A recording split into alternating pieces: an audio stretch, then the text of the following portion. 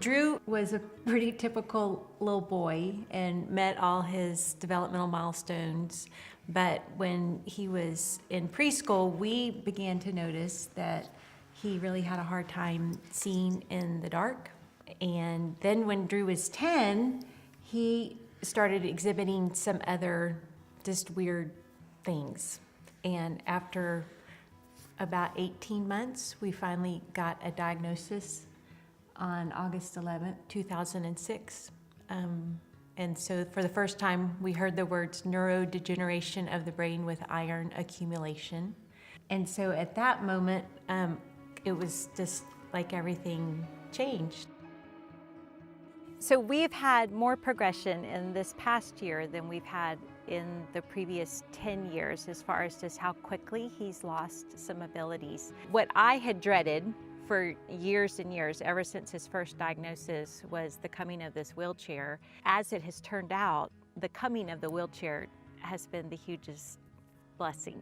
It has represented freedom for Drew, and he's able to go where he wants to go and when he wants to go. It has been great to see how he's able to go and do all his volunteer jobs and everything that he has a heart for, and be in the chair and be able to do that. The second thing that has changed a lot was in May, he began to not be able to get his mouth open. Our new normal is feeding by syringe. So that means everything that Drew gets is pureed.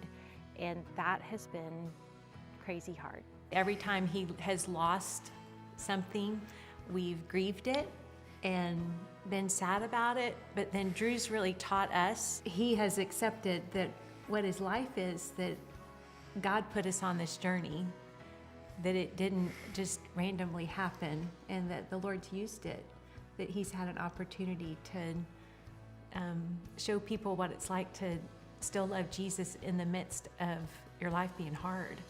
Drew has taught us that there's more to life than yourself. So what Drew's shown us is that we can live outside of ourselves, and that truly others and relationships are the important thing. This particular fundraiser is really, really important because of what Drew's experienced this past year. For him to feel the support of his community, that he is not alone in his fight, because it's every day, 24 hours a day, that he has to choose, am I gonna believe God's good in this, or am I gonna be angry? So people coming and being a part of the fundraiser are a huge part of this helping hold his arms up as he tries to do this walk. Why do you still love Jesus even though your life is just like ridiculously hard? Because he,